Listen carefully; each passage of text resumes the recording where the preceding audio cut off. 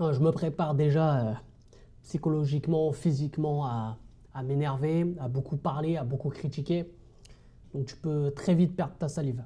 Bref, on est parti. Hey, salam le monde, c'est Hakim Babossi, j'espère que vous allez bien, les amis. On se retrouve évidemment pour évoquer ce Maroc-Zambie qui arrive ce vendredi, les amis. Match qui va se dérouler évidemment à Agadir, donc on va jouer à domicile. Ce match de qualification pour la Coupe du Monde 2026. Je le rappelle, les amis, dans notre pool, il faut être leader.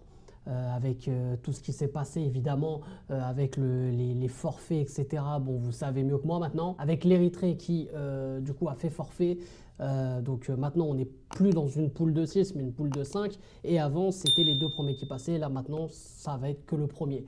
Donc du coup, on n'a pas le choix que d'être leader de cette poule. On joue la Zambie, match qui, bon, évidemment, qui risque aussi d'être tendu. C'est vrai que le dernier Maroc-Zambie, bon, victoire à la CAN, mais ça n'avait pas été non plus flamboyant. Je le rappelle, c'est grâce à ce match d'ailleurs que la Côte d'Ivoire avait pu se qualifier. Et puis, c'est à ce moment-là où il y a eu un lien éternel. Bon, bref, voilà, que de bons souvenirs évidemment pour les Ivoiriens. Mais en tout cas, nous, les amis, voilà, ça va être un match, je pense. Ouais, de toute façon, maintenant, tous les matchs du Maroc, on va pas se mentir, les frérots, ça va être compliqué. On a un Walid Regragui voilà, sous tension. Un Walid Regragui, je pense, qui joue sa vie sur chaque match, chaque minute.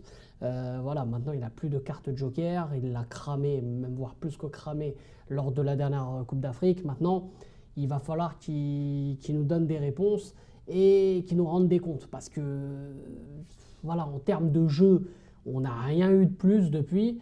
Notamment lors des 2 derniers matchs amicaux, franchement, c'était tellement triste à voir avec les joueurs qu'on a. Franchement, c'était tellement triste à voir. Et là, du coup, les gars, Maroc-Zambie, c'est simple, les frérots. Moi, je vais vous donner ma composition. Voilà, le 11 que j'aimerais voir dans ce match Maroc-Zambie. Donc, du coup, les gars, on va pas perdre de temps. Donc, pour ce Maroc-Zambie, les amis, moi, je partirais sur un 4-3-3. Voilà, classique avec 1-6 et 2-8, on va dire 2-8, 2-10. Je partirai sur ce format-là avec les joueurs qu'on a. Franchement, il y a moyen en plus avec ce 4-3-3 de faire un jeu plus que potable. Surtout que moi, je ne vais pas vous mentir, hein, les 4-2-3-1, les trucs, je sais pas quoi et tout. Bon, moi, je partirais sur un 4-3-3. Il n'y a même pas de débat, en fait. Je pars sur un 4-3-3. Je mettrai évidemment dans les buts Bounou. Évidemment, Bounou qui sort encore d'une très grande saison. Il a été double vainqueur en Arabie Saoudite du championnat et de la Coupe. Et récemment, il a écuré Cristiano Ronaldo en finale de la Coupe d'Arabie Saoudite face à El Nasser. Voilà, franchement, évidemment, Bounou, ça bouge pas. Je mettrai évidemment latéral droit Achraf Hakimi. Achraf Hakimi qui est incontournable. Bien sûr, cette saison, même s'il a eu un gros creux juste après la CAN, mais évidemment, tu ne peux pas mettre autre que lui. Arrière gauche, je mettrai Mazraoui, les gars. Alors oui, il y en a peut-être qui vont me tomber dessus sur le côté où Mazraoui, en sélection à gauche, ça n'a pas trop donné, ça n'a pas été foufou. Moi, les gars, sur ce match face à la Zambie, j'ai envie d'avoir un joueur comme Mazraoui. Franchement, j'ai envie, parce que je sais qu'on va avoir le ballon. Mazraoui est un joueur de ballon. Il va être sur le côté gauche, il peut peut-être rejoindre un peu le milieu de terrain, voilà, participer au jeu. Moi, je mettrais plus un mec comme Mazraoui, surtout que cette saison avec le Bayern Munich, il a souvent été utilisé à gauche et ça a très bien marché. J'ai envie de lui laisser encore, on va dire, cette confiance-là qu'il a accumulée toute la saison et de le mettre, surtout dans ce match Maroc-Zambie à domicile, je verrais mieux un Mazraoui côté gauche. Dans l'axe, les gars, peut-être que ça va en surprendre plus d'un, je ne sais pas, mais évidemment, je garde Naïef Aguerd avec Chadi Riyad. Chadi Riyad, il faut qu'il se lance, il faut que ce soit maintenant le défenseur qui va accompagner Naïef Aguerd. On a récupéré Romain Saïs, Walid Regragui l'a rappelé. Moi, personnellement, les gars, Romain Saïs, c'est un mec qui va accompagner le groupe et qui peut rendre service si au cas où il y a un blessé ou un suspendu.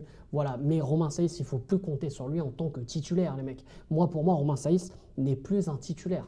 Tu le gardes, il est dans le groupe, ça fait plaisir. Si au cas où il y a un joueur qui est moins bien en défense centrale, tu le mets, il n'y a pas de souci. Mais moi, je partirai et je forcerai sur cette charnière centrale. Du coup, les gars, je rectifie un truc parce que je viens de me rappeler d'un truc, là, en faisant la compo. Je partirai plus sur 2-6-1-10. Puisque Sofiane Amrabat est suspendu, j'avais complètement zappé.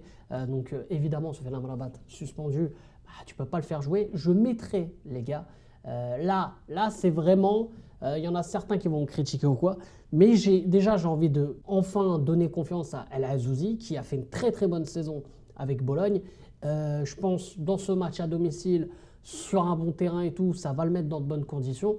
Et je l'accompagnerai avec Targaline, les amis joueurs du Havre. Targaline qui joue souvent dans on va dire dans ce format-là avec 2-6. Il ne sera pas perdu.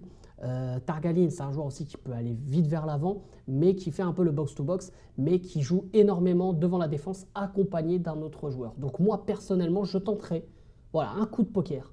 Je tenterai Al Azzouzi, Targaline. Peut-être que ce serait risqué, mais dans un match où normalement on est censé avoir le ballon, je donnerai confiance à ces joueurs-là et surtout à Al Azzouzi. Il faut qu'il montre qu'il peut devenir le patron et surtout le remplaçant de Sofiane Amrabat. Parce qu'Amrabat, il ne va pas être éternel, même si Amrabat, il n'a pas 30 ans. Mais je veux dire, voilà, peut-être qu'il peut être en dessous voilà, sur quelques matchs et le faire souffler. Donc Al Azzouzi, il faut aussi qu'il montre qu'il est là et qu'il peut faire la concurrence à Sofiane Amrabat. Ensuite, en 10, évidemment, les gars, je mets Brahim. Brahim, il faut qu'il mène voilà, le jeu. J'ai envie que, évidemment, ce soit le mec qui emmerde un peu tout le monde, voilà, qui est l'électron libre, tout simplement. Le rôle d'un numéro 10. On en voit plus, voire peu. Mais dans ce match, les gars, je le répète, je veux qu'on ait le ballon. Je veux voir une équipe joueuse. On va jouer à domicile sur un bon terrain. Donc Brahim, j'ai envie qu'il soit dans de très bonnes conditions. Avec 3 attaquants évidemment sur le côté droit, Hakim Ziyech qui va participer aussi au jeu avec Brahim et ils peuvent permuter de temps en temps. Évidemment Brahim peut aller très facilement sur le côté droit, il est ambidextre, il joue avec les 2 pieds donc ça ne posera aucun souci. Sur le côté gauche, ailier gauche, je mettrai évidemment Ben Seguir. Les gars, Ben Seguir, c'est voilà, la base. Maintenant, côté gauche, pour moi, c'est le remplaçant de Boufal, c'est le remplaçant qu'on attendait. Donc, je mettrai évidemment un Ben Seguir. Et en pointe, les gars, ça peut encore surprendre, je mettrai Rahimi. Pourquoi Rahimi? Parce que lui aussi, il sort d'une très très grosse saison. Et de ce qu'on a vu lors des derniers matchs amicaux, c'est le 9, pourtant il joue plus ailier gauche, mais il peut jouer 9 aussi. Il l'a déjà fait aussi en club. Voilà, c'est un très bon 9 et un très bon buteur. Ce qu'il a montré lors des derniers matchs amicaux, les gars, c'est tout simplement très bon et ça a été pour moi le meilleur 9. Il a montré des choses que les autres attaquants ne montrent pas. Vous allez me dire, oui, tu parles de confiance et tout, mais bon, En-Nesyri et surtout El-Kaabi, ils sont en pleine confiance, etc., etc. Mais dans ce match-là, j'ai envie qu'on joue au ballon. Et pour moi, El-Kaabi et En-Nesyri ne sont pas forcément des joueurs de ballon. El-Kaabi est meilleur que En-Nesyri en point d'appui, il n'y a pas de souci là-dessus. Mais Rahimi, il peut participer au jeu, il peut créer des espaces, il peut prendre des espaces, il peut faire ce jeu-là. En-Nesyri, c'est un mec qui va juste galoper, qui peut faire le pressing lorsqu'on est mené, etc., etc. Et qui va voilà, être un très bon joueur de tête. El-Kaabi, c'est un peu le même profil qu'En-Nesyri, mais un peu plus technique. Mais pour ce match, je préférerais largement mettre un Rahimi. Il y a un deuxième match qui nous attendra, c'est le Congo. Là, peut-être qu'on attendra des profils différents. Mais pour moi, dans ce match, c'est ce 11-là qu'il faut jouer. Donc les gars, j'attends évidemment vos avis. Si vous êtes d'accord ou pas du tout, j'attends. Voilà, évidemment, je pense que je vais me faire mitrailler, mais il n'y a pas de souci les frérots, je suis avec vous. En tout cas, les gars, pour moi, c'est ce 11-là qui peut et qui va nous faire gagner face à la Zambie. Parce que je le rappelle, on aura 2 matchs, Zambie-Congo. Et les gars, si on fait un 6 sur 6, on est déjà pratiquement qualifié, les gars, à cette Coupe du Monde qui se déroulera aux États-Unis, Mexique et Canada, les gars. On aura déjà un pied et 2-3 orteils en plus à la Coupe du Monde. Donc il va falloir faire un 6 sur 6. Walid Regragui, on compte sur toi. Si tu peux mettre l'équipe que j'ai mise là, ça... Moi, je pense que tu peux faire quelque chose. Après, c'est à toi de jouer, frérot. Ouais, je te fais la bise et surtout n'oublie pas, frérot. Dis-moi Maghreb.